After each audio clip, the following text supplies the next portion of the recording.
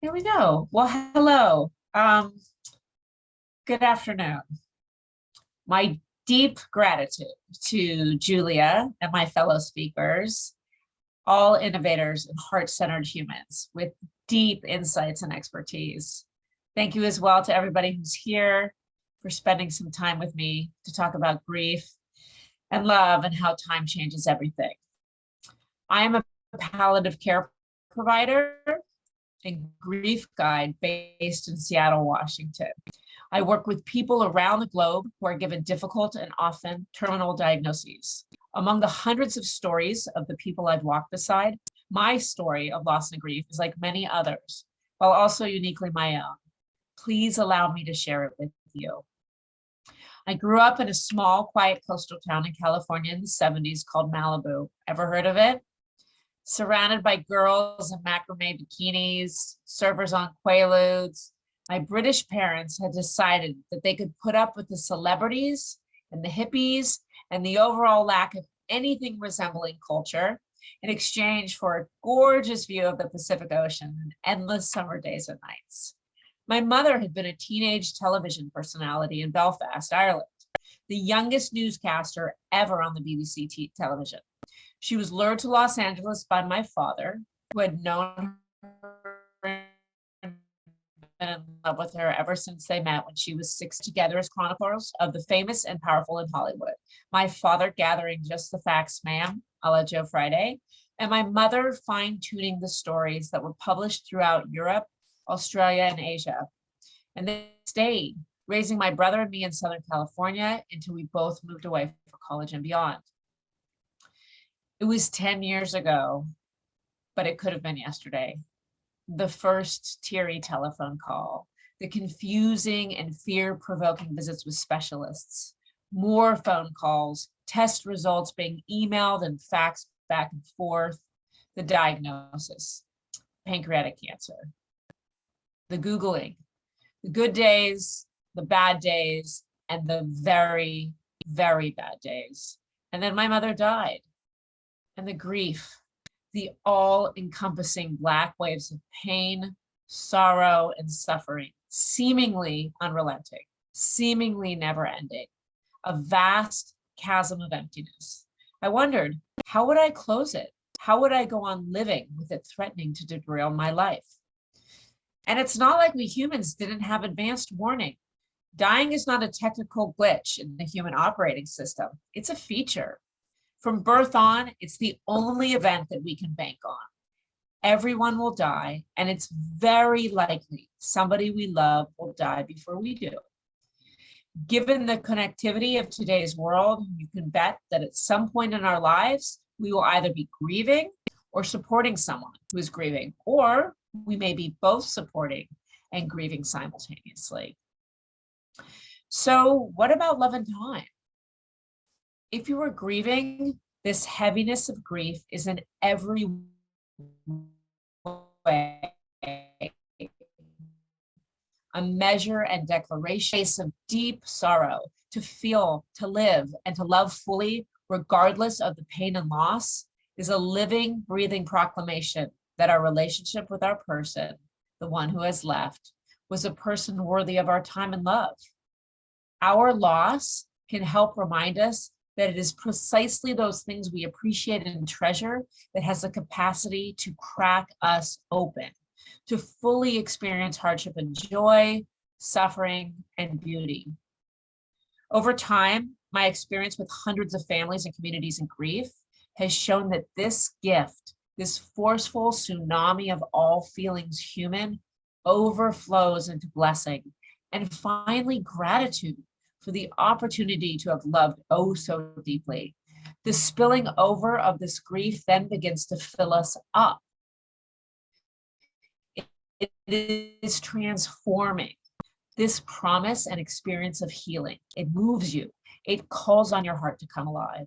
So how can you manifest and show up in love if you're supporting someone you care about? It is important to recognize that despite this universal truth that nothing is permanent in this world, everything is temporary, even our presence, the bereaved are often treated like those to whom something unnatural or even disgraceful has happened. People avoid them and offer platitudes about better places and at least the suffering is over. The grieving aren't invited out.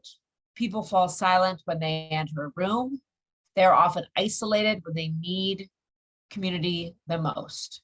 So show up in love in any way you can. In person to touch a hand or simply sit in silence holding space. Leverage the technology that will allow you to reach out from anywhere and at any time with messages of support.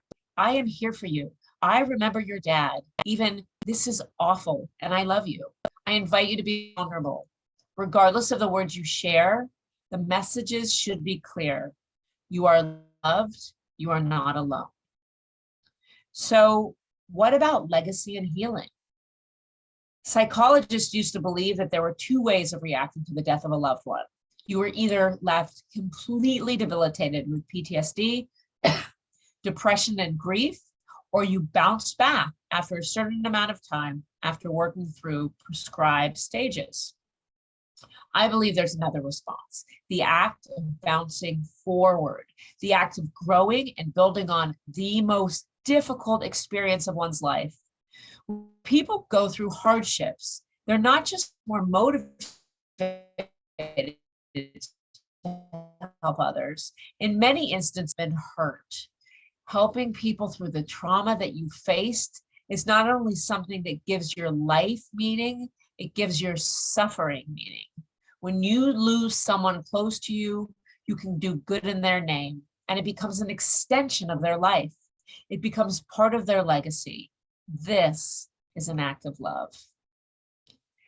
In Bagua circle walking, a form of Chinese martial arts, one walks mindfully in a circle pattern, in one direction, then in another direction.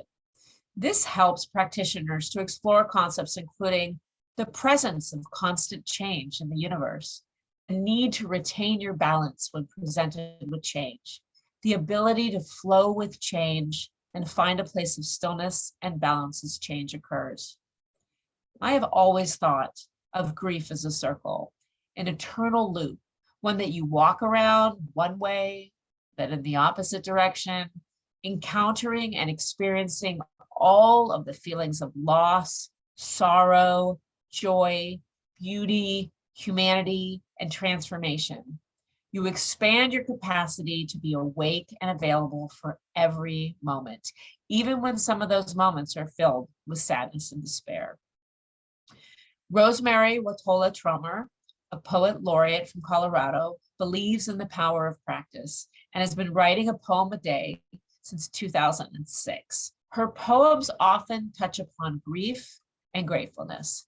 This poem, which I've chosen to close out our time together, was written 7 weeks after her son chose to take his life. 2 nights after he died, all night I heard the same one-line story on repeat.